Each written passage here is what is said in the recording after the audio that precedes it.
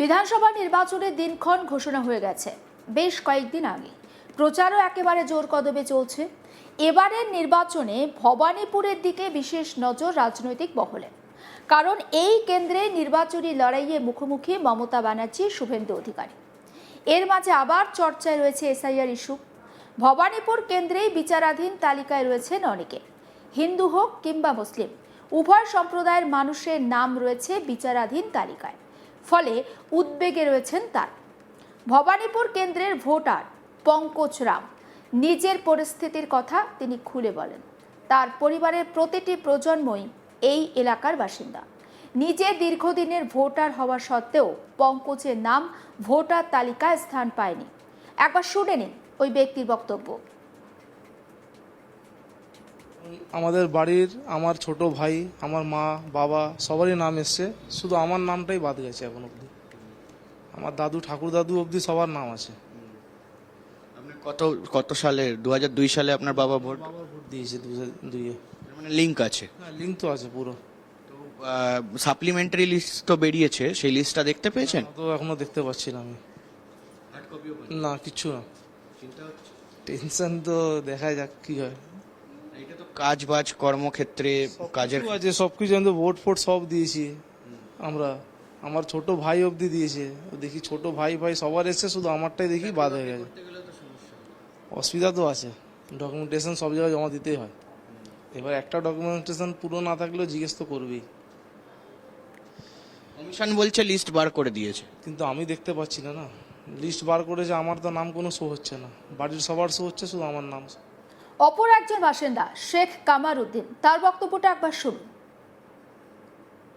আমার বাবার নামের সাথে আমার একটুখানি ম্যাচিং হচ্ছে না। আমি সব ডকুমেন্ট জমা করেছি এখানে। আমার বাবার, আমার সবার জন্ম এখানেই। আমার পুরনো বাড়ির রেন্টের বিলও আছে, ওটাও আছে আমার কাছে। আমার স্কুলের সার্টিফিকেট, আধার কার্ড সব টোটাল সাবমিট, যা বলেছিল সব কিছু সাবমিট করেছি। করার পরে এখনও আমার অ্যাডমিশনে এখনও নামটা করা হয়েছে, এখনও আমার নামটা ক্লিয়ার হয়নি।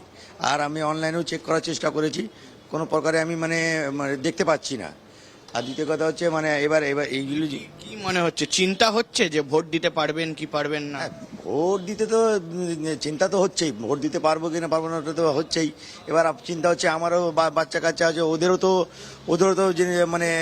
এগুলো আমার যদি ডকুমেন্ট ঠিক না হয়, তখন বাচ্চার যখন ডকুমেন্টটা কি করে ঠিক হবে, পরবর্তীকালে ওদেরও তো অসুবিধা হবে। এইসব নিয়ে টেনশনে আছি। মোহাম্মদ সাবির নামে অপর ব্যক্তি, তার বক্তব্যটাও শুনুন। আমার তো জন্মই এখানেই। কত বছর বয়স হলো? আমার 41। তা এই মুহূর্তে দাঁড়িয়ে কি সমস্যা ছিল যে যখন আপনারা এসআইআর এর ফর্ম ফিল আপ করেছেন? দেখুন, এসআইআর ফর্ম ফিল আপ করেছেন, ওনারা যা চেয়েছেন আমরা দিয়েছি। স্কুল সার্টিফিকেট দিয়েছি, আর জন্ম সার্টিফিকেট ছিল না, কারণ সেটা তো বহু বছর আগে, হয়তো আগেকার লোকেরা এগুলো ঠিক করে রাখতে পারেননি। কিন্তু সব থেকে বড় বিষয় হচ্ছে আমার পাসপোর্ট আছে, কারণ পাসপোর্ট তো ভারত সরকারই দেয়। দেখি একটু পাসপোর্টটা। এটা হচ্ছে আমার পাসপোর্ট থাকা সত্ত্বেও যদি আমাদের নাম যদি অ্যাডজুডিকেশনে চলে যায়, তাহলে আমরা আর কি দেবো? এই মুহূর্তে আমি দেখতে পাচ্ছি এমডি সাবির পাসপোর্টে নাম রয়েছে, এবং আর সব বাকি ডকুমেন্টস আপনার সবই। পাসপোর্ট থাকলে আর কি ডকুমেন্টস লাগে? পাসপোর্ট তো সরকার দেখেই দেয়, সব ডকুমেন্টস চেক করার পরেই তো পাসপোর্ট হয়। পাসপোর্ট ছাড়া আর কি দেবে মানুষ? এর থেকে বড় আর কিছু আছে আমাদের ভারত সরকারের কাছে পাসপোর্ট ছাড়া? আপনার হিয়ারিং হয়েছিল? আপনি হিয়ারিংয়ে গেছিলাম। হিয়ারিংয়ে যাওয়ার পর ওনারা যা চেয়েছেন, বিএলও যা চেয়েছিলেন আমাদের থেকে আমরা দিয়েছি। আপনার কি চিন্তা হচ্ছে এখন যে আদৌ নাম আসবে? নিশ্চয়ই হবে, কারণ ভোট তো সবারই অধিকার। এবার অধিকার থেকে যদি আমরা বঞ্চিত থাকি, তাহলে আমাদের তো কষ্ট হবেই। কারণ এবার শুনে নেব তৃণমূল সুপ্রিমো মমতা ব্যানার্জি, তিনি গোটা বিষয়টা নিয়ে কি বলছেন, তার বক্তব্য। আমার কথা হচ্ছে, সুপ্রিম কোর্ট বলেছিল লিস্ট বের করতে। ফার্স্ট সাপ্লিমেন্টারি লিস্ট আমরা কেউ এখনো পাইনি, পাবলিক ডোমেনেও আসেনি। এর থেকে বেশি গণতন্ত্র হত্যা, আনফরচুনেট ফর ডেমোক্রেসি হতে পারেন না। কবে বেরোনোর কথা ছিল লিস্ট? সুপ্রিম কোর্ট কবে ভার্ডিক্ট দিয়েছিল? 28শে ফেব্রুয়ারি লাস্ট লিস্ট বেরিয়েছিল। তারপরে অ্যাডজুডিকেশনের লিস্ট এতদিন ধরে হিয়ারিং হলো তাতেও তো 50% নাম আমি শুনেছি কেটে কেটে বাদ দেওয়া হয়েছে এবং দেখে দেখে বাদ দেওয়া হয়েছে। এদিকে কমিশনের পক্ষ থেকে বিশেষত পশ্চিমবঙ্গের মুখ্য নির্বাচনী আধিকারিকের দপ্তরের হয়ে এই বিষয়টি নিয়ে কথা বলতে গিয়ে রোল অবজারভার সুব্রত গুপ্ত তিনি বলছেন যে সমস্ত বিধানসভা কেন্দ্রের ভোটার তালিকা এখনো পুরোপুরিভাবে প্রকাশ করা হয়নি। যেসব নির্দিষ্ট বুথ বা কেন্দ্রের তালিকায় নিযুক্ত বিচার বিভাগীয় আধিকারিকরা এখনো স্বাক্ষর করেননি, সেই তালিকাগুলো এখনো অপ্রকাশিত রয়ে গেছে। স্বাক্ষরের প্রক্রিয়াটি সম্পন্ন হয়ে গেলেই সংশ্লিষ্ট তালিকাগুলো সর্বসাধারণের জন্য প্রকাশ করা হবে। একবার শুনুন রোল অবজারভার সুব্রত গুপ্তের বক্তব্য। মুখ্যমন্ত্রী আজকের অভিযোগ করছেন যে আপনারা ইচ্ছে করে এটা ডিলিট মানে 12টার সময় প্রকাশ করছেন, ইচ্ছা করে এই নামগুলো দিচ্ছেন না, মানে 26 লক্ষ বা 27 লক্ষ যেটাই হোক আপনারা ইচ্ছা করে দিচ্ছেন না।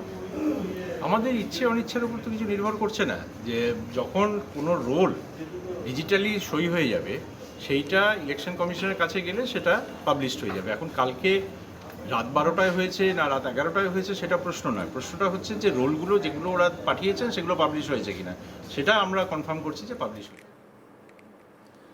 আমরা দেখছি যে সাপ্লিমেন্টারি লিস্ট প্রকাশিত হওয়ার পরও কিন্তু বিভিন্ন জায়গাতে দেখা যাচ্ছে যে ভোটার তালিকায় একাধিক মানুষের নাম বাদ গিয়েছেন। ভবানীপুরের সংখ্যালঘু বাসিন্দার নাম যেমন বাদ গিয়েছেন, তেমনি অনেক হিন্দু নামও বাদ গিয়েছেন। বিভিন্ন মানুষের বক্তব্য বা যাদের নাম বাদ গিয়েছে তাদের বক্তব্য আপনাদের সামনে তুলে ধরলাম। ভবানীপুর বিধানসভা কেন্দ্র নিয়ে আমরা কথা বলছি এবং সেই বিধানসভা কেন্দ্রে একাধিক ব্যক্তির নাম বাদ গিয়েছে। তেমনই একজন ব্যক্তি হলেন মোহাম্মদ সাবির, বিচারাধীন তালিকায় যার নাম রয়েছে। শোনাবো তার বক্তব্য। তো জন্ম এখানেই। কত বছর বয়স হলো? আমার 41। তা এই মুহূর্তে দাঁড়িয়ে কি কি সমস্যা ছিল যে যখন আপনারা এসআইআর এর ফর্ম ফিল আপ করেছেন? দেখুন, এসআইআর ফর্ম ফিল আপ করেছেন, ওনারা যা চেয়েছেন আমরা দিয়েছি। স্কুল সার্টিফিকেট দিয়েছি, আর জন্ম সার্টিফিকেট ছিল না, কারণ সেটা তো বহু বছর আগে হয়তো আগেকার লোকেরা এগুলো ঠিক করে রাখতে পারেননি। কিন্তু সবথেকে বড় বিষয় হচ্ছে আমার পাসপোর্ট আছে, কারণ পাসপোর্ট তো ভারত সরকারই দেয়। দেখি একটু পাসপোর্টটা। এটা হচ্ছে আমার পাসপোর্ট। পাসপোর্ট থাকা সত্ত্বেও যদি আমাদের নাম যদি অ্যাডমিনিস্ট্রেশনে চলে যায় তাহলে আমরা আর কি দেবো? এই মুহূর্তে আমি দেখতে পাচ্ছি এমডি সাবির পাসপোর্টে নাম রয়েছে এবং আর সব বাকি ডকুমেন্টস আপনার সবই। পাসপোর্ট থাকলে আর কি ডকুমেন্টস লাগে? পাসপোর্ট তো সরকার দেখেই দেয়, সব ডকুমেন্টস চেক করার পরেই তো পাসপোর্ট হয়। পাসপোর্ট ছাড়া আর কি দেবে মানুষ? এর থেকে বড় আর কিছু আছে আমাদের ভারত সরকারের কাছে পাসপোর্ট ছাড়া? আপনার হিয়ারিং হয়েছিল? আপনি হিয়ারিংয়ে গেছিলাম। হিয়ারিংয়ে যাওয়ার পর ওনারা যা চেয়েছেন, বিএলও যা চেয়েছিলেন আমাদের থেকে আমরা দিয়েছি। আপনার কি মানে চিন্তা হচ্ছে এখন যে আদৌ নাম আসবে? নিশ্চয়ই হবে, কারণ ভোট তো সবারই অধিকার। এবার অধিকার থেকে যদি আমরা বঞ্চিত থাকি তাহলে আমাদের তো কষ্ট হবেই, কারণ আমার পরে আমার একটা বাচ্চা আছে, তারও তো একটা ভবিষ্যতের জন্য ডকুমেন্টস দরকার। সেগুলো যদি আমরা না জোগাড় করতে পারি তাহলে তো পরবর্তীকালে এরকমই সিস্টেম চলে যাবে। তো মুশকিল তো এখানেই আছে না? সেই জায়গায় দাঁড়িয়ে কাজবাজের ক্ষেত্রেও তো সমস্যা হতে পারে। দেখুন, ভোট না দিতে পারলে সব জায়গায় কষ্ট। আমরা তো বৈধ ভোটার, আমাদের কাছে সবকিছু সরকার দিয়েছে, ভারত সরকারেরই দেওয়া পাসপোর্ট। তা সত্ত্বেও যদি বলে না, আমরা যদি ইলেকশন কমিশন বলে যদি ভোট দিতে হবে না, তাহলে আর কি করা যাবে? কিছু করার নেই। কেন হচ্ছে বলে মনে হচ্ছে এরকম? কি করে বলবো? এসব আমরা তো সমস্ত খবরের আপডেট পৌঁছে দেবো আপনাদের কাছে। অবশ্যই নজর রাখুন আজ তাক বাংলায়। সাবস্ক্রাইব করতে ভুলবেন না।